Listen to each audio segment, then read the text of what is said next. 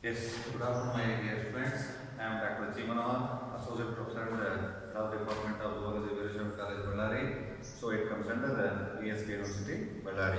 So today I am going to explain about the next part of this biotechnology. The previous schedule already I completed the scope of biotechnology and applications of biotechnology. Next I will pass on to this genetic engineering. What is genetic engineering? Okay, see that is genetic engineering is nothing but a part of this biotechnology. Okay, so that involves in the isolation, changing and transfer of genes by in vitro techniques. That involves mainly in isolation, changing and transfer of genes. Transfer of genes by in vitro techniques. That is called genetic engineering. Okay, isolation means the gene, what the gene, the interested gene. So what type of gene that we want, that is interested gene. Okay, we have to isolate that gene from the healthy organism. Okay, and next we have to introduce that healthy gene into the carriers. Okay, molecular carriers. Molecular vehicles like plasmids, and that is introduction of the gene into the molecular vehicles, plasmids and the vectors. Okay, and then next what we are doing, all these things we are doing, that is isolation of the gene, introduction of the gene and cloning of the gene. After introducing that gene into the bacteria, that is going to be multiplied number of copies. That is a cloning, so multiplication. After that we are going to obtain product from that bacteria. Like that, isolation of that gene of interest, introduce the piece, recombining the genetic material of the vector and the interested gene, the production of recombinant DNA, and then it is going to be introduced into the vectors, and in the vectors that is the plasmids, and next to the host cell, that is a bacterial cell. So in this way, the isolation of the gene of interest and combining of the gene of interest with the vectors genetic material and introducing the genetic material into the host cell, that is a bacterial cell, and finally multiplication of that the gene of interest in the bacteria for the production of the thing what we need. Okay, that is called genetic engineering. Okay, so that is isolation, changing and transfer of genetic material by in vitro technique. That is all. All these things are going to be taking place in the laboratories, in laboratory condition. And what is required for the genetic engineering? What is required for genetic engineering? So that is a separate, a special type of tools are required for the genetic engineering. So not these mechanical tools or macro tools are required here. The micro tools are required, and molecular tools are required for the genetic engineering. Okay, those are RENS, that is a restriction endonucleases. Restriction endonucleases are nothing but the type of enzymes present inside the nucleus. That's why they are called as endonucleases, and their action is going to be restricted to a particular part of the DNA. They are going to identify the specific part of the DNA and cut the DNA. That's why they are called as restriction endonucleases. Restriction endonucleases. We are going to use these restriction endonucleases. They are all nothing but molecular seizures.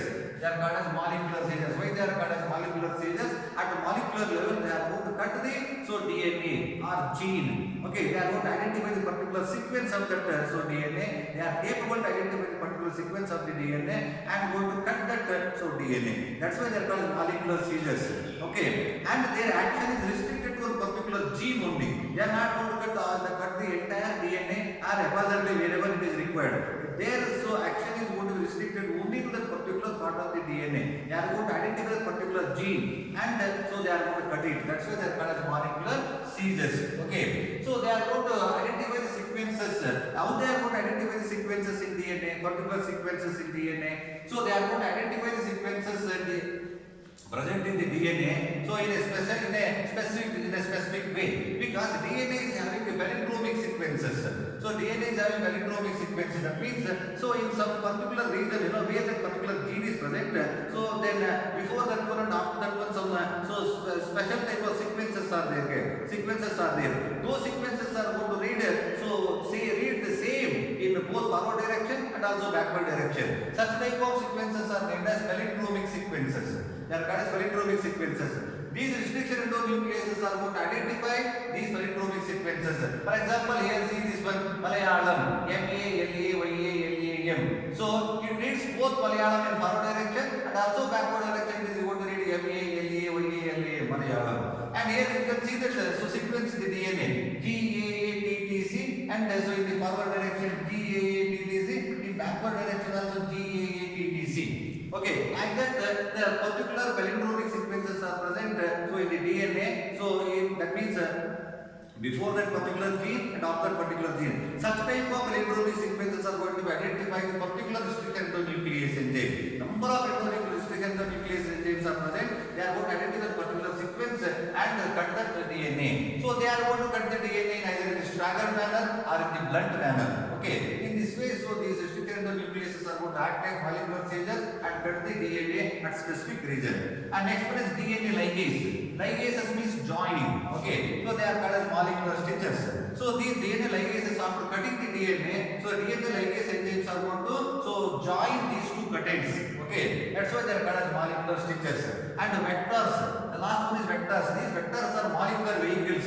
So after that, after the removing of that gene of interest, so from the donor organism, we have to keep it in the host organism. How to keep it in the host organism? So that is, for that we need a vehicle. Okay, for that we need a mediator. Okay, that is called vector. These vectors are nothing but the molecular vehicles.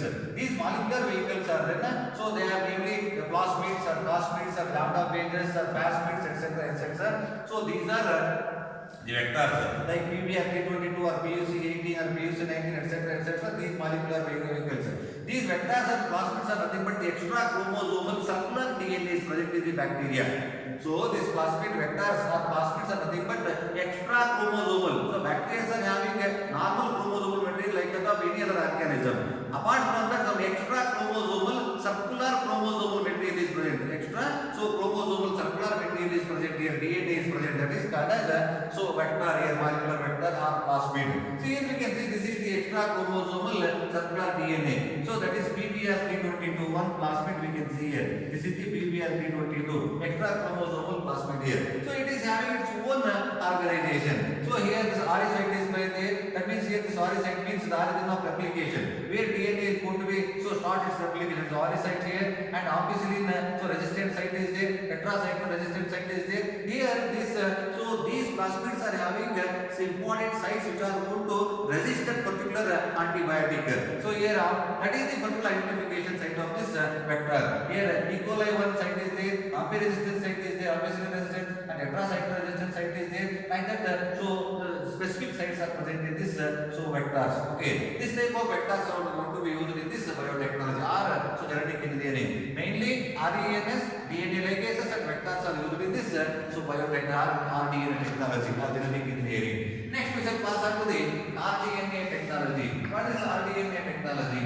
rDNA is recombinant DNA.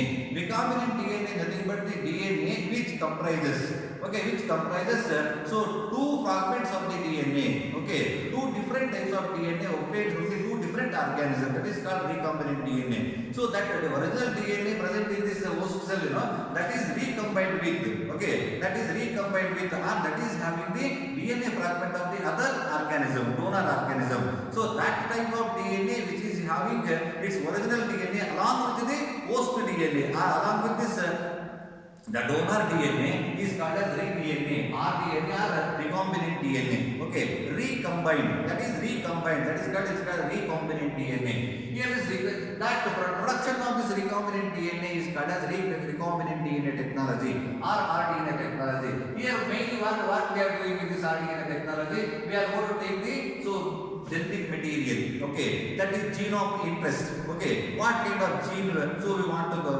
clone here, we want to multiply. For example, human insulin gene, we want to produce here human insulin gene. Okay, human insulin so gene, we are going to identify that human insulin gene in the human genetic material. Human is a human being is a healthy human being is a donor organism. In his body we are going to identify that so insulin gene, where this insulin gene is present.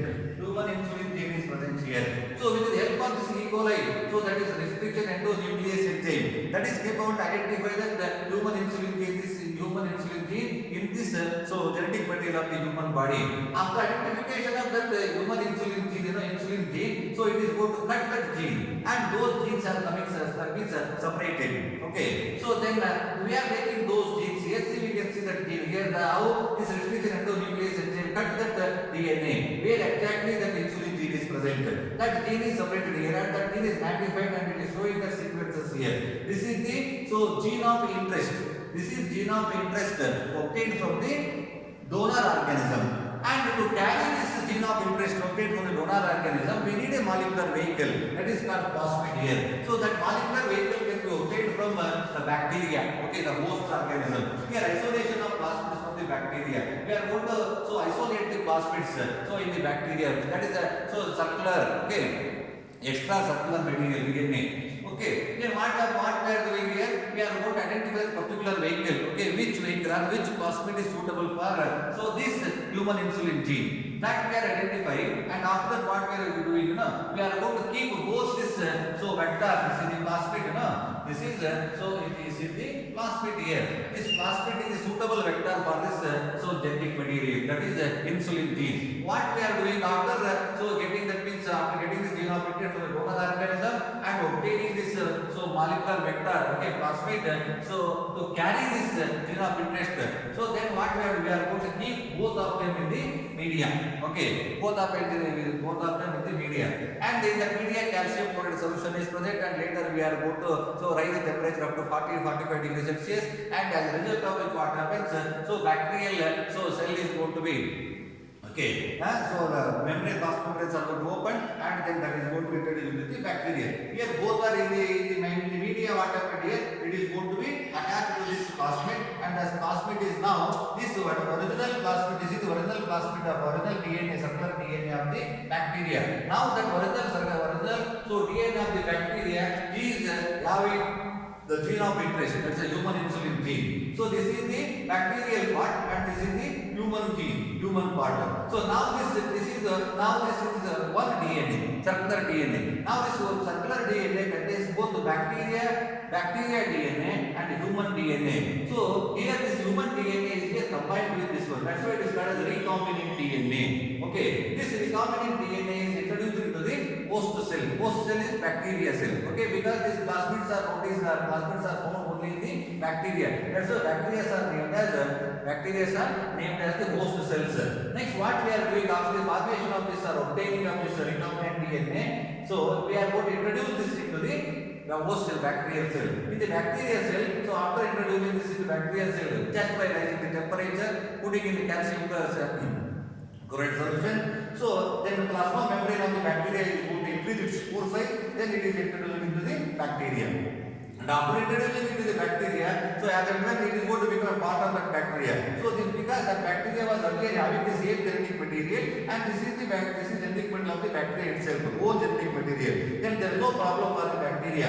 Okay, but we have with the help of this genetic engineering, okay, technology, we have introduced the insulin gene, human insulin gene into the bacteria. Now after introducing into the bacteria, so it is going to become a normal genetic material of the bacteria. But this gene is the artificially that is introduced into the bacteria. As and when bacteria divides, even this gene is also going to be divided. Here we can see here one bacteria divided into two bacteria. Okay, so it is two bacteria also the same gene. The human insulin, one gene we have introduced here. So here we can obtain we two genes here. Here also one gene and here also one gene. Like that, when this bacteria divides, again two are formed here. When this is divided, again two are formed. In all the daughter cells, after so many generations also we can see that the multiplication of this gene. This is nothing but cloning of genes, multiplication of genes, multiplication of bacteria in culture, and as and when bacteria is multiplied, even this interest gene, the gene of interest, so that is a human insulin gene obtained from the healthy human being, that is also here multiplied. So that is also multiplied. That is called cloned gene or multiplication of gene. As a result of which what happens, we have produced a number of human insulin gene in the bacteria. So this gene, what the gene we have introduced into the bacteria, that is human insulin gene, that is also going to express like any other genes of the bacteria. Okay, here in this plasmid we have seen that number of genes are present. All these genes are going to express and produce different type of substances. Like that, here also the gene which we have introduced into this bacteria, okay, that is also going to produce the insulin. So at the cost of bacteria, we are producing human insulin here. At the cost of bacteria, we are going to produce the human insulin here. So that is made possible because of this genetic engineering or because of the biotechnology. genetic engineering, by using all these molecular structures or molecular tools. Okay, so it is made possible for us to recombine that one and introduce it in the bacteria and multiplying that one, and after multiplying in these bacteria like any other genes of its own, this introduced gene is also going to be expressed and producing and is coding for the synthesis of human insulin. That is a protein. Okay, human insulin. Like that, so in all these bacteria, at the cost of bacteria, human insulin is also produced. That human insulin we can extract and process it, and that can be used for the treatment of diabetic patients. Like that, we can use this recombinant DNA technology for the welfare of human beings. Okay, you got my point. So this is about the rDNA technology.